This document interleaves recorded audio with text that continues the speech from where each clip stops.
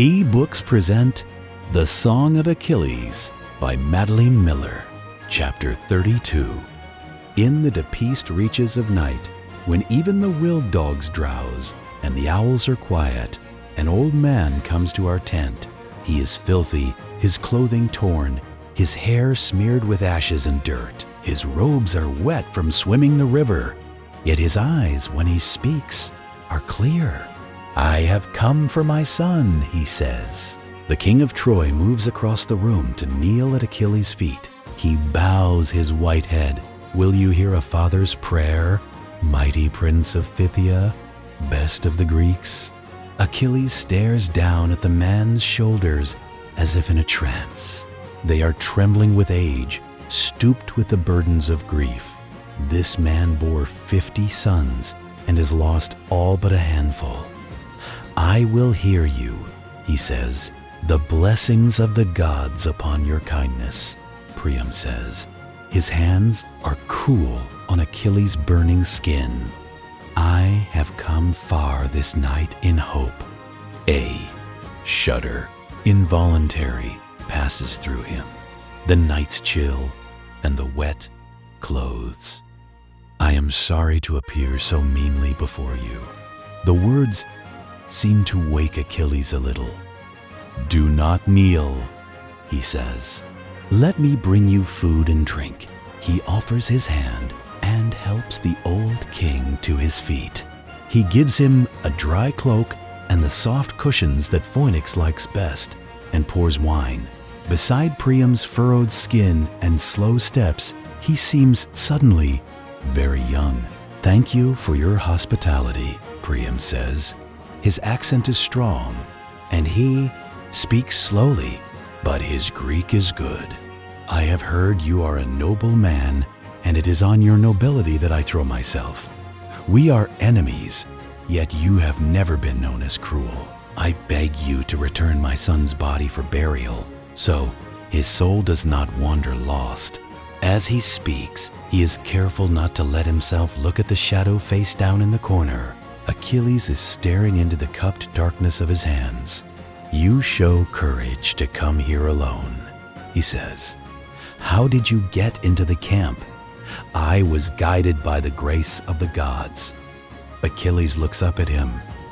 "How did you know I would not kill you?"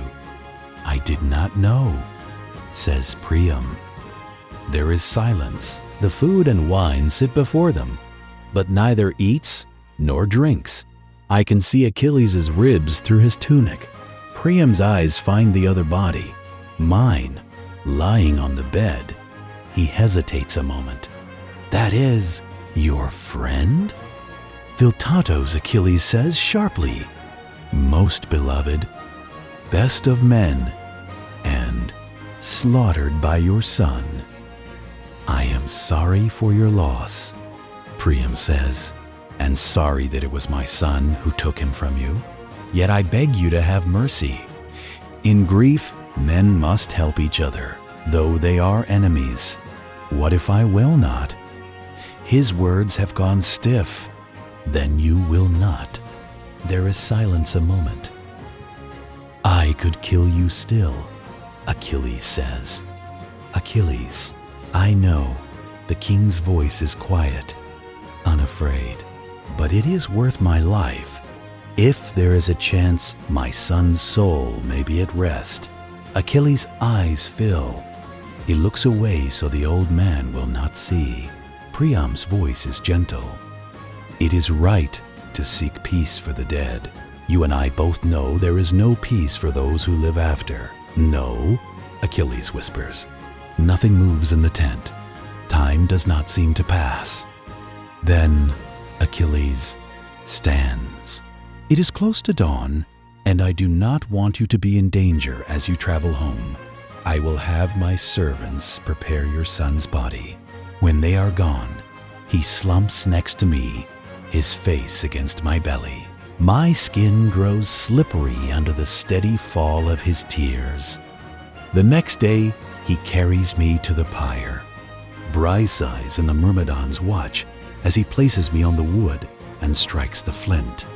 The flames surround me, and I feel myself slipping further from life, thinning to only the faintest shiver in the air. I yearn for the darkness and silence of the underworld, where I can rest. He collects my ashes himself, though this is a woman's duty. He puts them in a golden urn, the finest in our camp, and turns to the watching Greeks. When I am dead, I charge you to mingle our ashes and bury us together. Hector and Sarpedon are dead, but other heroes come to take their place. Anatolia is rich with allies, and those making common cause against invaders. First is Memnon, the son of rosy-fingered Dawn, king of Ethiopia.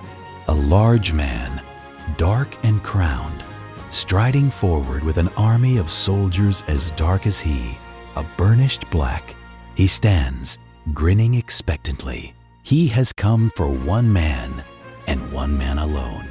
That man comes to meet him, armed with only a spear. His breastplate is carelessly buckled. His once bright hair hangs lank and unwashed. Memnon laughs.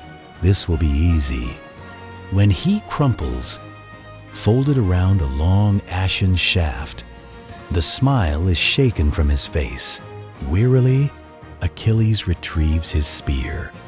Next come the horsewomen, breasts exposed, their skin glistening like oiled wood. Their hair is bound back. Their arms are full of spears and bristling arrows. Curved shields hang from their saddles, crescent-shaped, as if coined from the moon.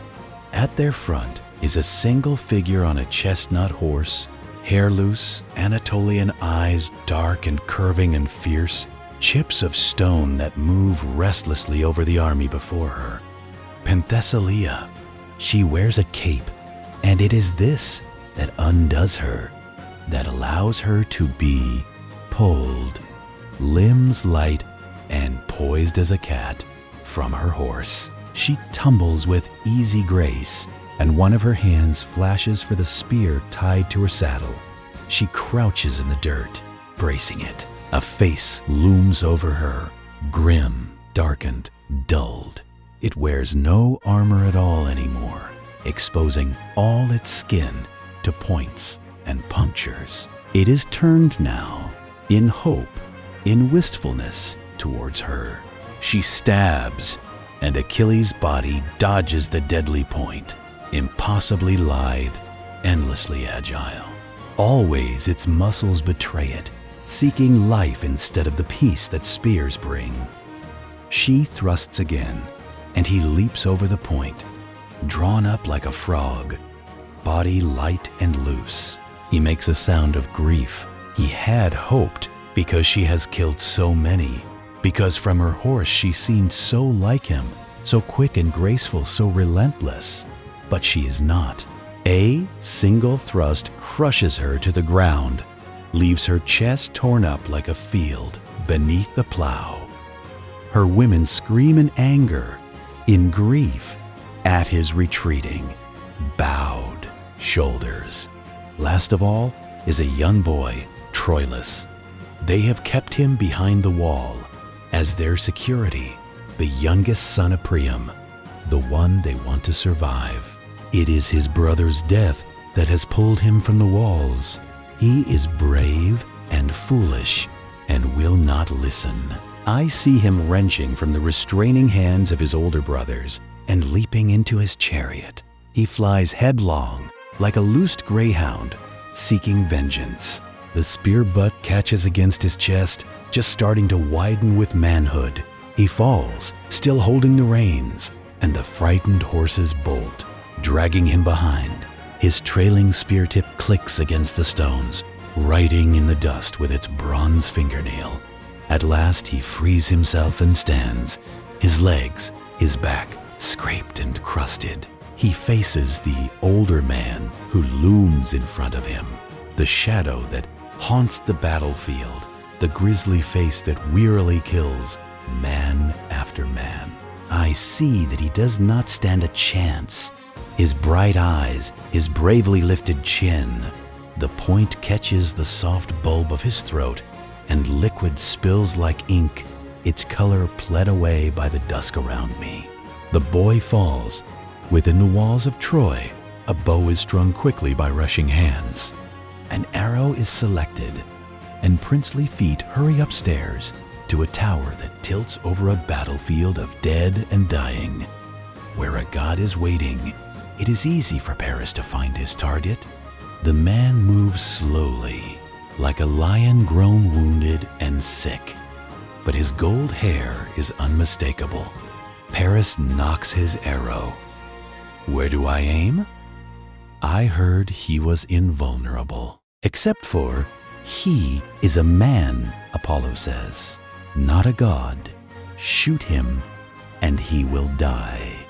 Paris aims. The god touches his finger to the arrow's fletching. Then he breathes a puff of air, as if to send dandelions flying, to push toy boats over water. And the arrow flies, straight and silent, in a curving, downward arc towards Achilles' back. Achilles hears the faint hum of its passage. A second before it strikes, he turns his head a little, as if to watch it come. He closes his eyes and feels its point push through his skin, parting thick muscle, worming its way past the interlacing fingers of his ribs. There, at last, is his heart. Blood spills between shoulder blades, dark and slick as oil. Achilles smiles as his face strikes the earth.